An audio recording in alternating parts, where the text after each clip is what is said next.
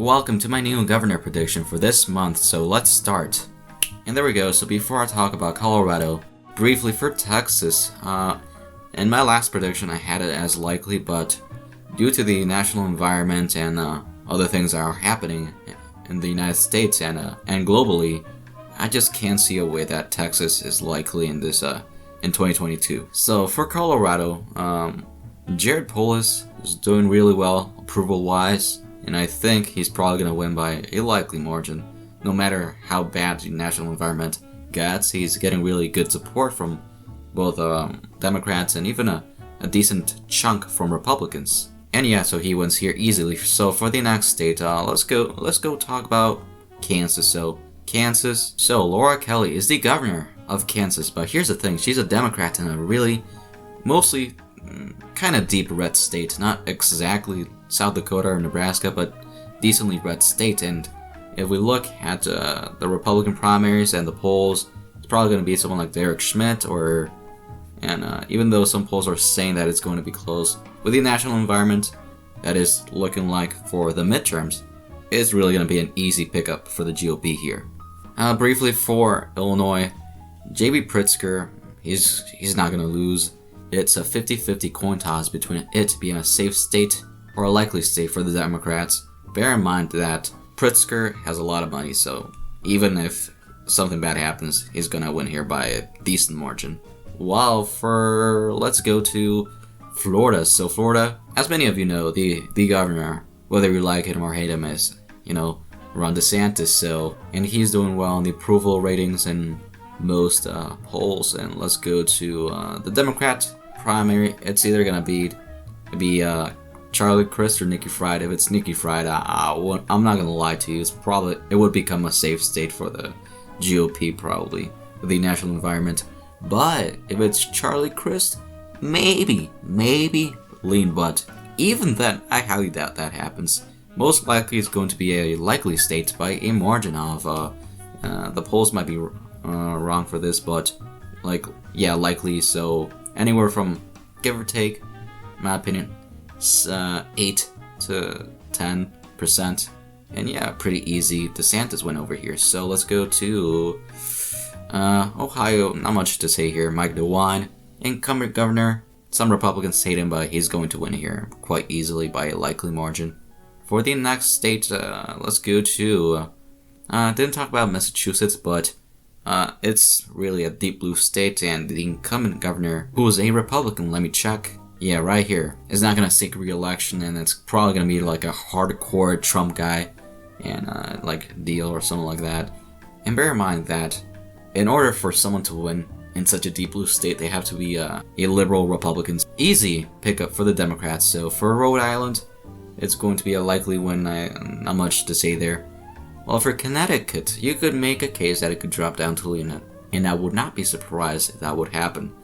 But if we look at the map, or I should say the race in Connecticut, from what I've seen in the polls, Lamont does have a better approval rating and has a better chance of winning than even in 2018, and really, I just don't see it happening unless something big happens in the race. And I see Democrats winning here by a likely margin, even in this national environment. So as you can see, the GOP has a really fair amount of advantage with 25 seats against the Democrats' 15 seats after the safe and likely states. So since we are on the Northeast, let's go to Maine. And yes, so Maine, it's an interesting race. Not many people are talking about it, but former governor, Republican Paul LePage, will try to come back and become governor of the state. But even with the national environment, I don't think there's a way that he can beat the incumbent Janet Mills. But it would be close, and I think that Janet Mills wins here by a lean margin, in my opinion. Okay, so for Oregon, this is a state that you and everyone should look out for, in my opinion, because of how unpopular the governor incumbent is, which would not surprise me if this race in 2022 is really way closer than expected. So Kate Brown can't run for re-election, of course. So the Republican primary is a lot of people, but whoever it is, and yeah, whoever it is, I think, if I had to put a bet on which governor race will be way closer than expected, like New Jersey and in the 2021 race for the governor race, I think, Oregon will be closer than expected than the polls say due to the national environment and the politics within the state, and I think Democrats still win here by a closer margin than expected. So for Wisconsin, really, I'm not gonna talk too much about this state, but Tony Evers, a Democrat governor, it's not looking good for him. Everything, the national environment, gas prices, Biden's low approval, and the administration is really not gonna help him, and sadly, for him, he's not gonna get the votes that he could have gotten, like 2018 or 2020, hypothetically, but I think the GOP wins here by a lean margin, quite easily.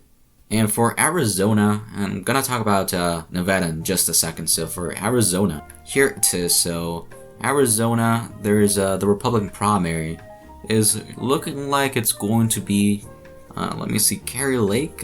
Let me see how the polls are saying. So yeah, Carrie Lake is probably gonna be the Democrat nominee, and the Republican nominee.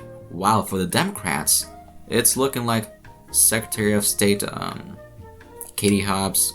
Katie Hobbs is in fact leading, and I just don't see things looking too good for the the Arizona Democrats here.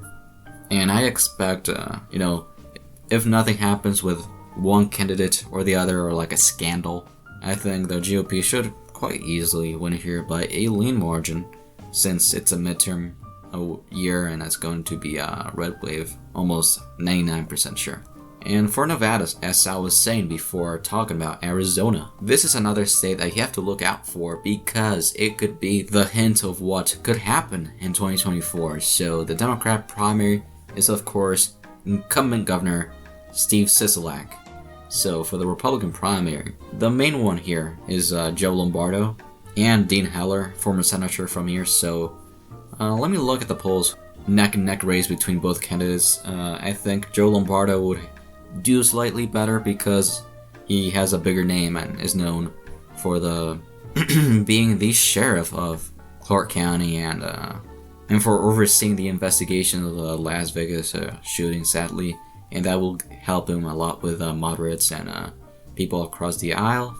And for the Democrats, it's of course going to be Steve Sisolak, but even though it's looking like in the polls, as you saw just a second ago, I'm looking at the national environment, the party within the state of Nevada, the Nevada Democrats, who are really just way more socialist, and that's not gonna go well with voters. And I think that the Republicans will in fact win here by a lean margin here. And for the next state, let's change things up. So for Minnesota right here. So as many of you know, it's the incumbent Democrat, of course, in Minnesota is Tim Walz. Yeah, sorry about that. Who's trying to seek a second term. And he's doing okay, but in the Republican primary, there's just too many people as of now. I think. Let me look at the polls of within that party, or I don't think there is. Oh shoot. Well, whoever it is, I just don't see the GOP doing too well.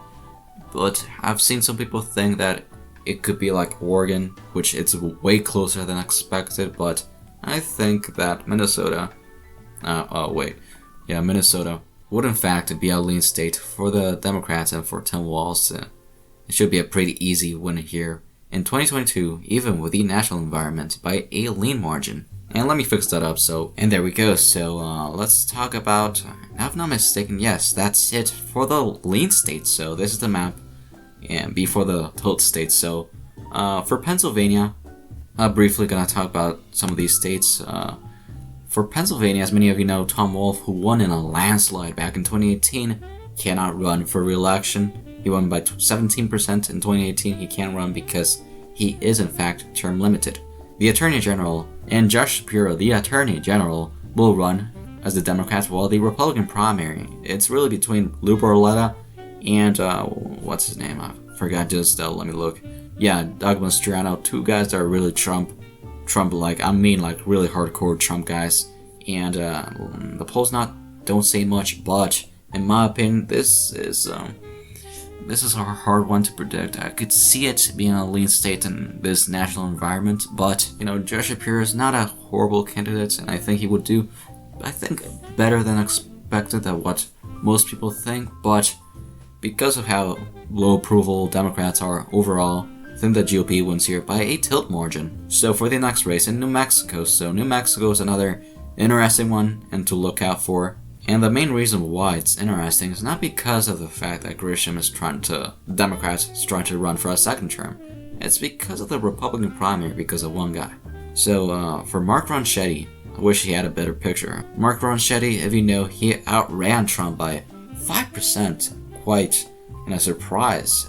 Which is why I don't think there's newer polls you have to look out for in this election because of that. I think Mark Ronchetti, he could perhaps do another surprise in 2022, just like he did in the Senate race. New Mexico's a mostly, quite reliable state for the Democrats, so I think that it's really one of the closest states, or races, in this 2022 midterm election. And I'm not gonna jump the gun. I'm not gonna jump the gun yet, but I see the Democrats barely winning this state.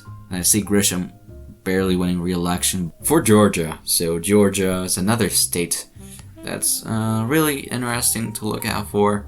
I think it really will come down on how bad the inter-party fighting is within the GOP and the Georgia GOP. I think if things really just go one side, or they destroy each other because Brian Kemp and David Perdue are really kind of neck and neck. It could really, make it easier for the Democrats, which is Stacey Abrams, to have a bigger chance. But even then, it's not 2018 when it was closer than what most people expected.